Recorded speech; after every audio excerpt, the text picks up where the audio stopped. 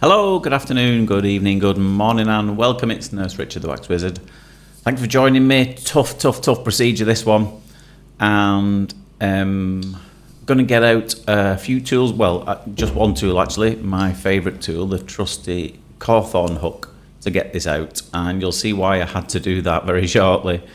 Because this was quite a young chap from what I remember. I think it was in his late teens, possibly. How it's ended up like this, I'm not entirely sure, because it was absolutely jam-packed for a start. It was full front to back, top to bottom, left to right, but it was so dry, so it had clearly been there for quite a long time. He did say he'd been struggling for a number of years, but only when it started to become a bit uncomfortable, he decided to come and find somebody. I wish he'd have come earlier. Truth be told, it would have been a lot easier. But this thing was dry as a bone, and often when that is the case, when it's hard as rock, hard as nails, then you have to get some tools out. Now the suction has worked to some degree, in which it's brought it further forward. So there's very few gaps around this though, but thankfully the Cawthorn hook is extremely tiny. It's really small, so even if you've not got a gap, you can just kind of squeeze it in. But what I'm trying to do, I'm not going in too deep to this. What I want to do is to embed it into the core of this plug. So I'm going to slide it around the side there, and then I'm pushing it downwards. Now obviously you have to be careful with that, because when you push it, when it's in the centre of the wax, you can't see where it is, because obviously you've buried it deep down in there. So yeah, you have to know how far to push it in before you can start pulling it forwards. And again, you can see it's come forward, but it's got trapped. It's got trapped around this corner here. So I'm having to go to the right hand side. Just look at this. It was an absolute belter. And you can just see how dry that is, can't you? It's a whopper. I think I'm going to zoom in on that after I laid it out on the paper as well afterwards. So it's not specifically a ruler shot, because it's not next to a ruler. It doesn't look too bad. Little pink, but doesn't look too bad. I'm not concerned about that little flake of skin there. And here this thing is, it's one of them that you could like drop it on the tray afterwards, because we have a little procedure tray. Mine's plastic, it's not metal. But if you dropped it on, it would make a noise when you dropped it. That's how solid it was. And the other one was probably even more difficult, to be honest with you. And I know I'm going to go to the tools again, but before I do that, I want to lift it up from the base of the ear canal, because that creates a bit of room around the edges if you can just lift it up, because you can see that flat surface there, and it's got a little gap underneath it.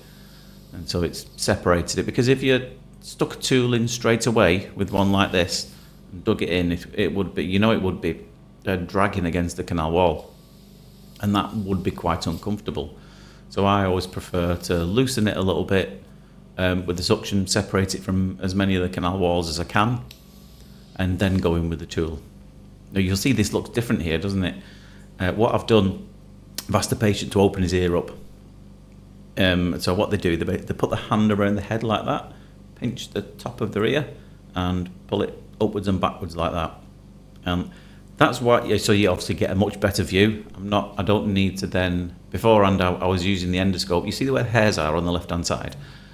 Beforehand I would be using the endoscope itself, which is like this. See that bit there? I would be using that bit there, and the camera's on the end of that. I'd be using that bit there to hold open that area there, so the ear canal is more rounded. Otherwise it would be like that. And so it's really useful if a patient can do that. Not all of them can. Some have neck problems, or a problem with the shoulder or their arm. If some bring some family with them, then that's great. If they can't do it, then I ask them to do it themselves. Ask the family to do it, and it really helps. You will see in a lot of other videos as well. I'm thinking of the channels that you might watch from the Far East and Asia. All the ears kind of look like this anyway, and I suspect, well, I'm pretty sure, because I can tell from how it's filmed, that they've got an assistant which is holding someone's ear open to make it look like this, to widen it. Maybe that's what I could do I'm just too tight to pay for one. I have had a lot of offers over the years for people to come, even people who said they'll do it for nothing, just because they enjoy watching it, to come and be my chief ear puller. But yeah, they'd be bored. They'd only be working for 10 minutes every half an hour. Not paying someone to do that. What I am considering doing though, excited. I've always got ideas in my head, and most of them are silly and daft, and sometimes a little bit creative. An idea I had recently, and I am almost definitely going to do this, is, as a lot of you know, when a lot of us and the other guys out there on the internet who put these kind of things up, excuse me, you'll know that training is a bit of an issue in the UK, and all kinds of people have been trained to do this who shouldn't be. And I thought, well, how can I do that? How can I help with that? And I thought the easiest solution is to become one of those trainers myself, because obviously I've been doing this for quite a long time. And there's not that very many trainers who train people with the use of endoscopes. So I've been doing that for quite some time as well. And I consider myself to be trained by some really reputable providers. I'm thinking of Connor up in Durham. And I thought, I know there's a big nursing community. I know that obviously the other guys that are out there, and they're all audiologists, they won't have access to or know a lot of the nursing community who does this. Because in the UK, the private healthcare, when it comes to earwax removal, a lot of it is provided. I don't know the exact numbers on this. I suspect probably the majority of it is provided by nurses, and the majority of them, I would say off the top of my head, I would say 95% of them are using the old-fashioned method.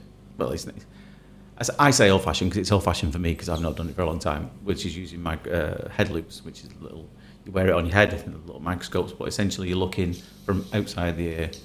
We all know that doing earwax removal endoscopically is a lot safer. You can be a lot more accurate, a lot more thorough, but there's very few people around who train people to do it.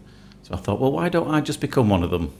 And I have asked a lot of nursing groups who I'm a part of, would anyone be interested in training with me? And I got a very large response very quickly. And I looked, this one again went a bit blurry because of all the oil that I had to use to get that out, and a bit stuck down at the bottom still. So I asked the nursing community I know, and they said, yeah, we'd absolutely love to come and get trained with you. So I've given myself a lot to do, because developing a training course is not easy. So it's probably going to take, I'll still have time, hopefully, to do all these videos, but I'm in the process of starting to develop my training course materials, a course booklet. I'm even trying to source some equipment as well, so I can help them out with that, so they don't buy any old crap from China. No offence, if anyone's watching who provides this stuff. So that is you. If you watch my videos and I am only going to train people who are already trained in earwax removal. I am going to be pretty strict on that, because I want it to be more practically based. You also have to do the theory as well, if there's some theory that's been missed out on their previous training courses. But there's a lot of people who are already trained via other training providers, but via the other visualization method. So I'm only going to train people who are already trained in it. I'm just going to, it's a further string to their bow, and a better way of doing it. So I'll keep you posted on that and let you know how it's going. Ideas for names as well, because it will technically be a separate business. It's very bit angry to see it, isn't it? I'm not surprised considering what's just come out of it. But if I can get anything from you guys, I would like some advice on some names. Nurse Richard's Ear Academy. I don't know. Come up with some suggestions for me so I don't have to think of them. You never know, yours might be chosen. Anyway, leave them in the comments down below. Anyway, I hope you enjoyed that removal, found it interesting. But for now, take care of yourselves, and I'll see you later. Ta-da.